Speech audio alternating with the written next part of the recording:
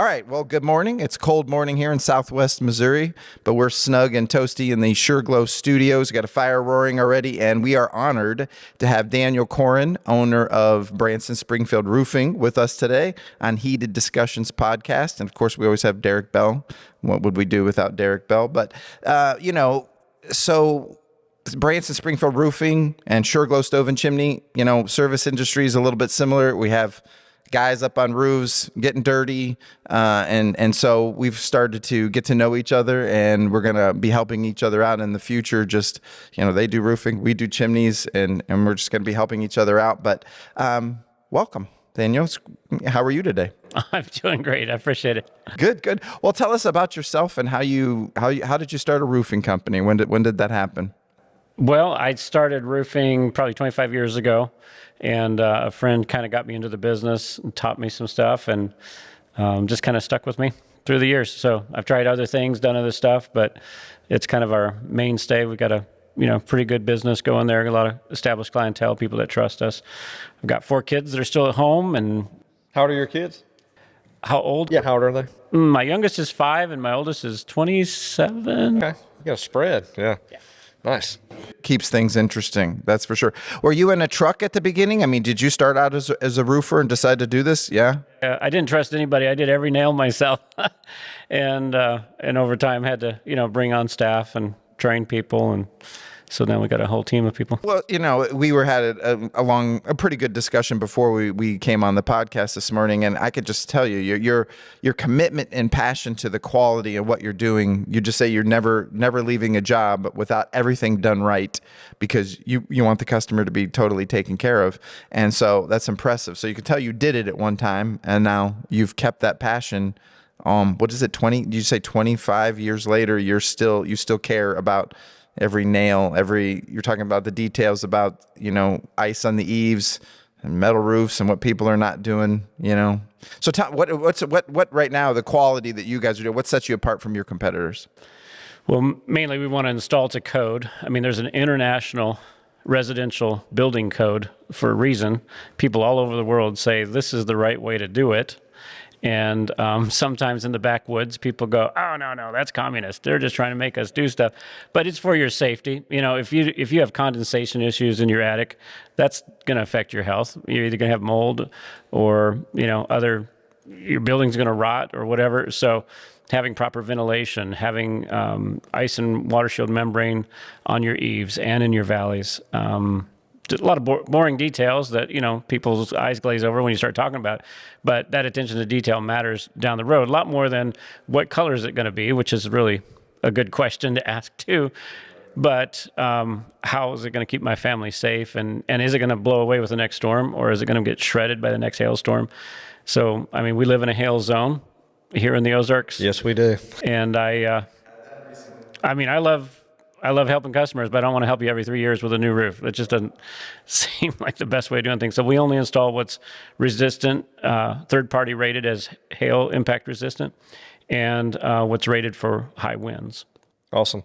Yeah, and a lot of those things you were talking about too, obviously people don't, and we tell customers this all the time as well, but people don't get on the roofs. It's not like they don't know what's going on. So the average homeowner, is literally pulling up to their house every day. They're not getting on the roof. They can't see the damage in the valleys or the gutters, or that there's not a cricket up against a chimney. And those water leaks a lot of times happen really slow, and over time, again, you're not in your attic, so they don't see these things. Derek, explain what a cricket is real quick, just for common folk out there. I didn't know before I started here what a cricket was. What is that, other than a bug?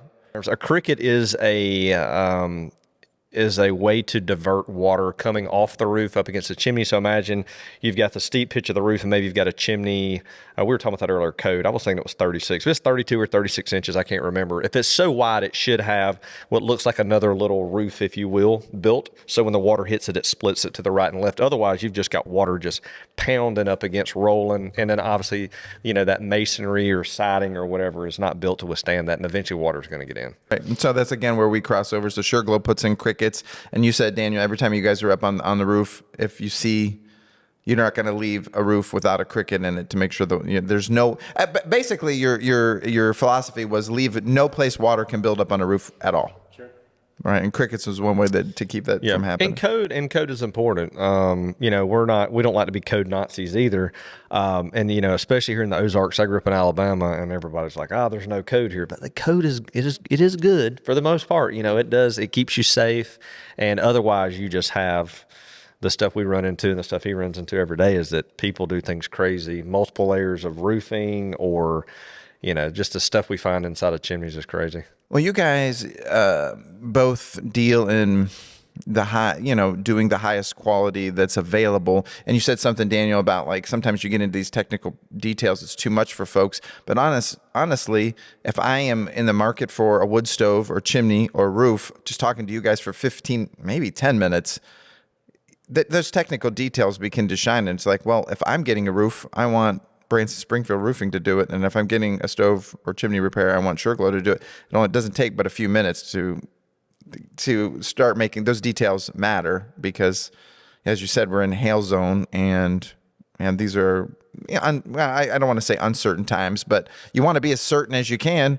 So I don't know. We're not, as Derek often says, we're not chucking a truck. We're refined and got the guys certified and trained. And well, speaking of the workforce, so Daniel, what's it like? Where do you see the service industry going? What trends are happening right now, and especially finding good help, hiring? It seems to be a challenge for everyone in the service industry right now. How are you facing that? Well, I guess you got to have an internal program for training people. I've always worried about trusting somebody else that comes and says they have skill, because a lot of times they say they have skill and you're just like, well, let's get out there and see what you can do rather than what you can talk about. But then being able to train people, something I've fallen into is realizing that there's a lot of tradespeople that have, I'm just going to say emotional health issues, but they end up with, addictive substance issues that, affects their license or affects their, insurability driving one of our vehicles. And so what we do is try to pour into the mental, emotional health of our employees every week, and make sure that, if we're creating somebody into a tradesperson, that we're not letting them just go down this path that so many tradespeople do. And I don't know the whole reason why many tradespeople struggle with different stuff like that. Because we all probably have trauma from childhood, but the trades, put a lot of strain on your body. And so then you start self-medicating with, maybe some alcohol in the evening or something like that. And then after a while, that doesn't hit anymore, and you try something harder, and pretty soon, that's messing up your relationship and your home's falling apart. And then you try harder stuff, or you take financial risks or do crazy things. And after a while, it's hard for a guy to rebuild his life. It's like, the trades could pay just as well as just about any other profession out there. Nursing or, any almost master's level profession out there. If you've got 5-10 years into a trade, you should be getting, master's level pay. And, but a lot of people, they've wrecked their life, so they're not hireable or can't maintain whatever. And, I would like to see that change for our industry. And the more I've gotten into it, the more I see it's in many blue collar levels and executive level too. A lot of people aren't managing their emotional health. And, but especially for our blue collar workers, a lot of them don't know there's resources other than saying, I'm going to go to AA. At that point, you've already got a whole load of baggage. And I want to catch young people, way off topic, but, go anywhere you want. My personal passion is, everybody that's been to a therapist, everybody that's been for marriage counseling or whatever, you're, digging up stuff from your childhood. And this isn't super genius. It's just, I had an epiphany one day. It's just like, what if we had a world where kids didn't grow up with trauma? Rather than at age 45, I go, oh, I'm having midlife crisis and questioning everything right now. What if we started having those heavy conversations at age 18, age 20, and especially as guys, we worked through our baggage before kids came along, because there's this whole scoring system a lot of pediatricians use. It's called the ACE score. It stands for Adverse Childhood Experiences. And it's a set of 10, primarily 10 values that, affect your emotional health later. And it's almost a predictor of whether you're going to have heart disease, whether you're going to go through bankruptcy, whether you're going to have some autoimmune disorder. Several different things. Out of 10, if you have 7 out of those 10, you are 7 times as likely as a person with 0. You're 7 times as likely to turn to drugs, some kind of addictive substance. If you have a score of 3 or 4, you're 5 times as likely as a person with a 0 to abuse alcohol. If you have a score of 2, you're twice as likely as a person with 0 to have an autoimmune disorder.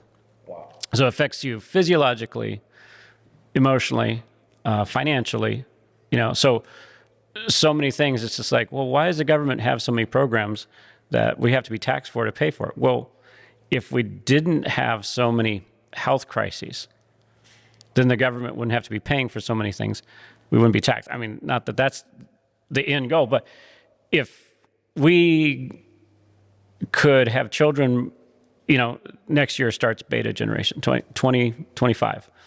So we go alpha generation. Beta is starting, right? It's like, to me, it's like our beta test is, what if we could raise a generation without childhood trauma? What would it take to get to that point? And so with your workforce, you have a program, for the guys as young as 19, 20, and you're trying to get to the root cause of these things and not wait until they're at the midlife crisis. So you're building into them now. Yeah, I mean, it's as simple as being able to name your emotion rather than, well, I'm so aggravated. Well, what's the emotion you're feeling that's being masked by anger right now? Because the anger is trying to protect you. Are you embarrassed? Are you stressed? What was it? Just those low-level emotions, being able to have that conversation and own for myself, oh, this is what I'm feeling right now.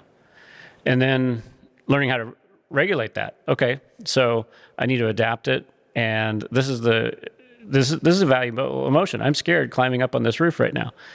I appreciate that fear because it's there to protect me, so I don't just walk off the edge, right? But being angry because somebody rattled the ladder while I walked up there, well, I realized that anger is there to protect me from falling, but I'm taking it out on somebody else like they have a problem or they are the problem. And really, it's just my fear going, hey, we're on high alert right now. What's going on? And I've heard it said that there's some, the pitfalls that are common, like alcohol, drugs, the things you named. I've heard it simplified down to a statement like those things are just there to help you escape how you're feeling. So what you're talking about is identifying how you're feeling so you can kind of face it, embrace it, and turn it to good. And there's just so many industries and pressures out there to not make people, to help people avoid facing that. Here, do this instead, do this instead, do this instead. The dopamine, the flipping the phone, on and on and on, and all the worst ones that you just named off where you get into. Of course, flipping the phone is just as addictive as some of these other things. But anyway, it's just, I think that's what I was heard. It's just escape how you feel, but you're not talking about that. You're talking about realizing how you're feeling moment by moment and facing the demons within. Do y'all have a discovery process for that, or any kind of personality testing? Or I know there's different types of things out there that when the guys come in as kind of a base level to kind of see where they're at? We do. So we're not trying to be mental health experts, right? We're not trying to be therapists, so we recommend some help that they can get locally if they need to reach out. But we do a baseline test, just see where they are going to fit into the work climate based on their personality. But just learning to identify and label your emotions is a huge step that most of us don't realize. You got your emotional brain handed to you at birth. It was ready to go. Your linguistics, your cognitive skills started growing from that point. So you didn't have language. You've been feeling things for a full 3 years before you have language that could describe it, but now it's already hardwired into you. And so, I floor the pedal, I stomp into the pedal, I'm tearing down the road, and I don't even realize why I'm doing this. I'm angry about something else. I'm angry at somebody else, but I'm taking out on the vehicle. I'm putting other drivers at risk right now. And I don't realize I'm doing it because I've never learned to have language for, wow, I'm disappointed with myself right now. I showed up to that meeting and I didn't have my quota met, and I promised everybody I would. And now, my anger is trying to lash out at something else, or, my disappointment right now, this depression, I'm looking at every tree going by, man, maybe I just plow this thing into the tree. I just had this fight with my wife and I don't know if it's worth it. And so those things are going like without cognitive, they're bypassing your language. Why am I feeling like this? So taking ownership of it and go, oh, this is a valid feeling right now, embarrassment. That means I value myself and I appreciate that feeling. But what I've got to work from right now is I also have this tool set of compassion for other drivers. And I don't want to put them at risk or make them afraid as I fly by at 95 miles an hour, cutting and weaving. So then beyond that, once you learn to identify and manage your own emotions, and this is really where your salespeople have to learn, but at every level of a business, you've got to learn to read other people's emotions. And I don't know that there's a course out there that teaches. Some people are intuitive, and maybe they feel too much emotion from the room, so they're an empath and everything affects them. I'd say the majority of guys don't, and you can be sitting there having a conversation with somebody and they're getting hopping mad, but they mask it pretty well. And unless they say, I'm angry at you, you don't hear it. Right. And so learning to read just by, facial expressions, body language, just learning to read people, read a room. And then, this is where management, once you can access all those things, then you can either do sales or management, and that is helping people adjust their emotions. Because what does a salesperson do? You got to help people get to the emotional point where they can spend $10,000. And that's a superpower, by the way. And I think too that gap is getting larger as younger generations just, again, you can see that the communication's not there. They're used to texting or just the social aspects of day to day, maybe the way you and I grew up in school or college or whatever, being in a social group, having a conversation. I feel like now we have a whole generation that's not really sure how to do that. So whereas before it was easier to take a guy who's obviously can have a conversation and, hey, let's learn to read the room. Let's learn to read the customer. And it's like that gap's getting larger. So yeah, it's definitely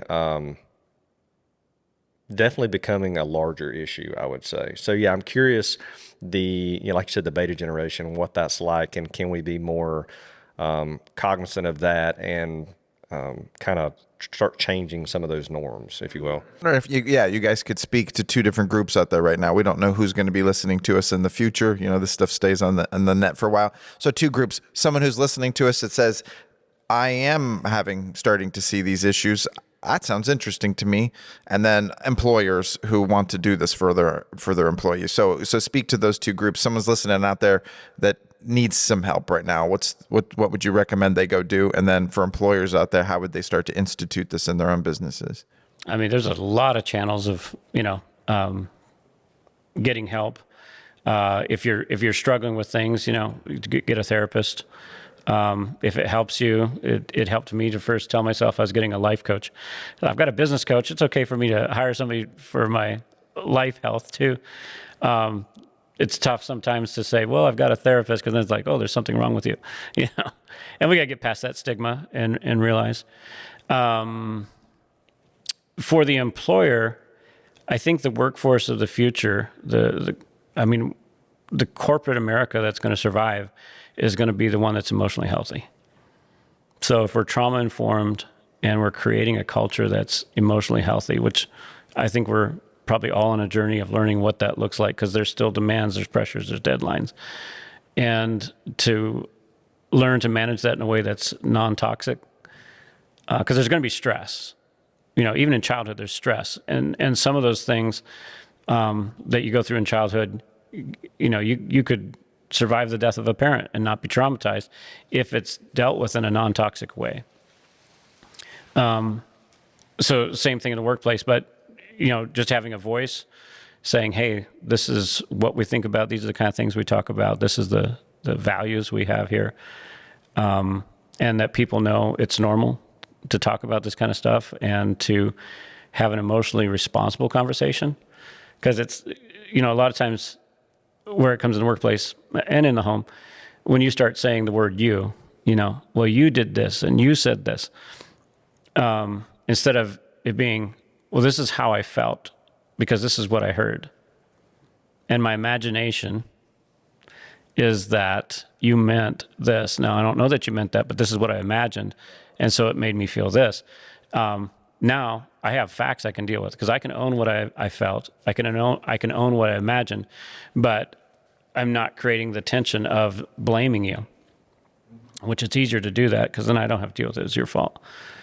But this is what I'm dealing with, and this is what I'd hope to see. And when that didn't happen, this is where my mind went. Have you found that it has been better in your business to deal with this, obviously on a one-on-one, but how much of this is done at an organizational level as far as maybe we had an issue today on a project, these are the things that happen, why do we think that happened, kind of a more of a group setting of saying accountability and maybe how was this handled, how could we have handled it differently? Do you see it's better organizational or both, or? So I don't want to play therapist. So if somebody's going through something, I don't want them spilling every detail of their private life to me because then it might be awkward to show up to work. So that's why we need therapists for more the one-to-one. But I think creating a framework and tools and saying, hey, this is how we handle conversations like this.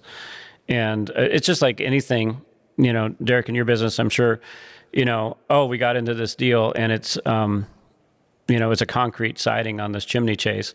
And these, okay, so this is the second time we've had to deal with this.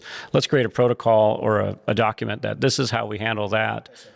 Yeah. And I think, everybody is going to learn workarounds and so forth. It's like, when we handle a customer like this, here's the emotional, responsible way of handling that customer that, the technician didn't show up on time. They were sitting there, watching, he's 1 minute past. It's that kind of customer. Here's how we say, well, we told you it would be between 7:30 and 8:30. Rather than going to that, just like, hey, I understand this is probably disappointing, and help them name the emotion, and just learn.